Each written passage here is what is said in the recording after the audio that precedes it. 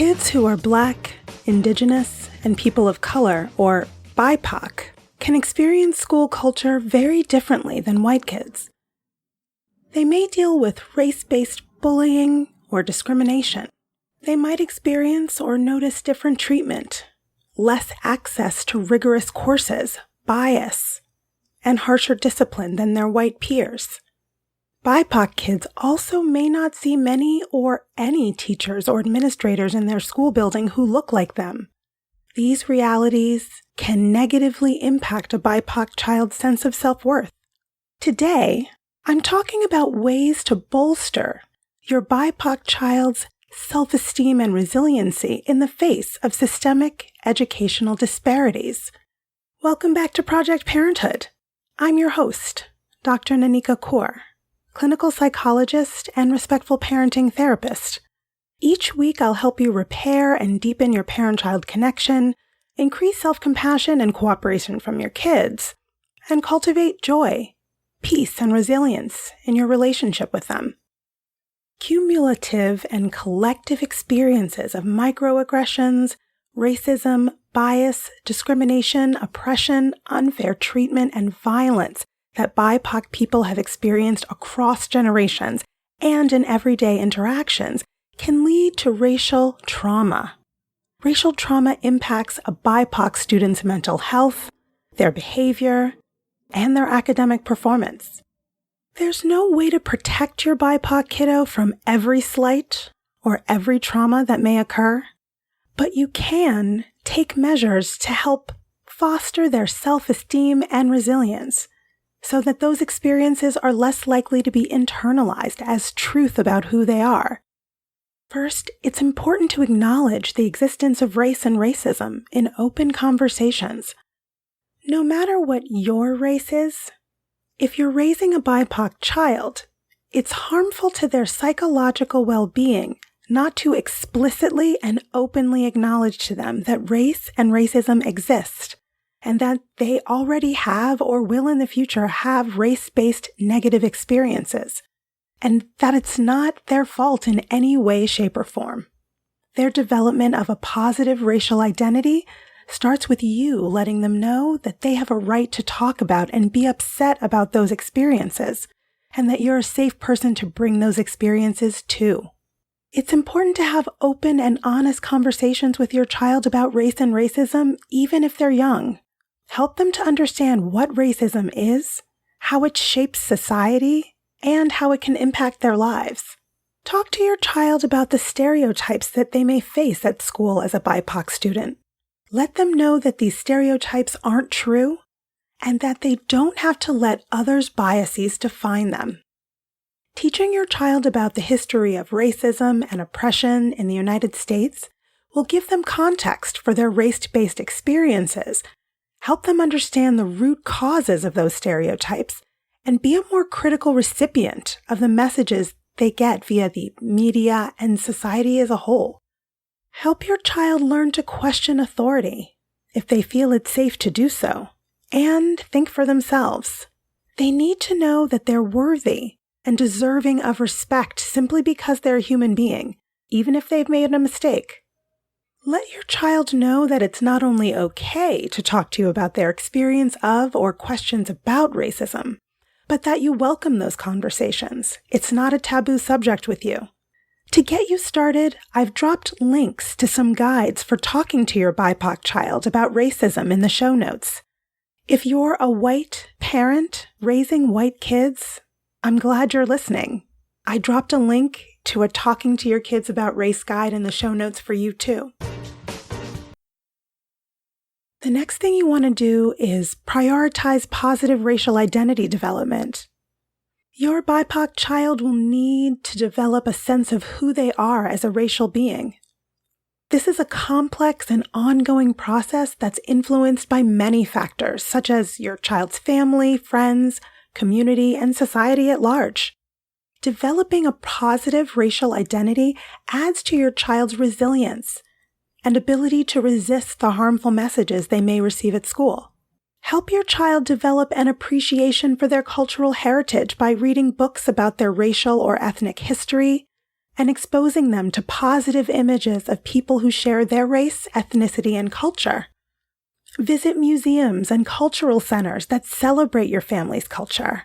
Watch movies and TV shows that feature positive representations of your child's race. Present their history and culture in ways that are affirming.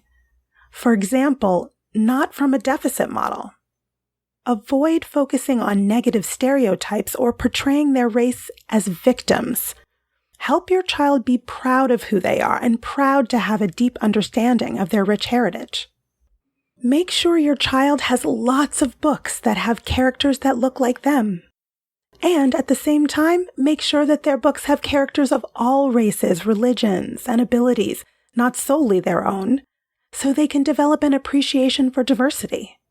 Also, be sure that your BIPOC child learns about and experiences diversity within races or cultures.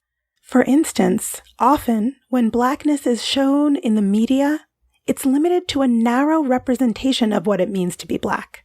No demographic group is a monolith, and it's important for BIPOC kids to understand that what they may see in popular media or even in their neighborhood is only a small slice of, and often a caricature of, reality.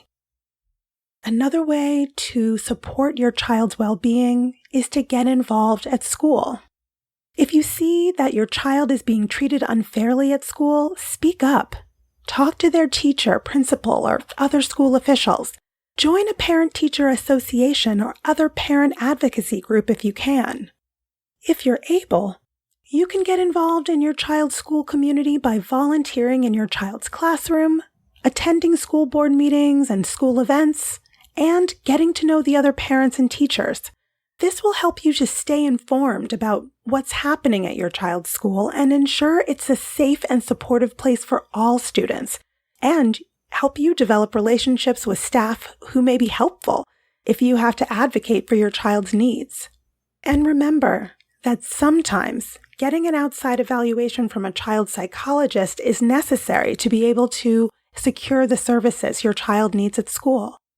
Communicate with your child about their experiences at school too. Check in with them about how they're feeling and what they need from you. And last, but certainly not least, foster resilience. Resilience is about being able to use developed skills and available internal and external resources to cope with and bounce back from stress and adversity. Resilience requires the ability to manage stress and difficult emotions, so teach your child self-regulation and coping skills such as mindfulness, relaxation techniques, and problem-solving skills. Be a positive role model for resilience. Your child learns by watching the adults in their lives. Show your child what it looks like to cope with stress and adversity in a healthy way, and persevere in the face of challenges. Role-playing can also help your child develop coping skills and learn how to respond to stressful situations. You can role-play with your child different scenarios that they might encounter, such as being bullied or being teased about their race. Teach your child how to cultivate and utilize a social support network of peers and trusted adults, both at and outside of school. Give your BIPOC child opportunities to connect with other children and adults of their race and culture who can serve as mentors and role models. This can help them to feel less alone and to have people to talk to who can understand their race-based experiences. Encourage your child to develop their strengths and talents, which can help them feel confident and capable and give them an outlet for processing emotions. For instance, your child might express themselves with writing, drawing, music, dance, or any other form of creative expression. Creating art can help children process traumatic memories and develop coping skills. Many children can express themselves and their emotions and make sense of their experiences more freely through creativity and play than through words. The more your child feels safe and supported by you, the more likely they are to feel comfortable expressing themselves and processing their emotions with you. Be there to listen to them and validate their experiences. If your child is dealing with racism at school and you're concerned about their mental health, seek professional help from a therapist or counselor who specializes in working with children of color and racial trauma. You can provide a safe, loving, and supportive home environment for your BIPOC child, and that's a wonderful foundation for them to thrive. But it's unrealistic to think that your BIPOC child won't encounter racism. There's just no getting around it. Racism is baked into the structure of our society, of which our educational system is a part. You can't make it not happen.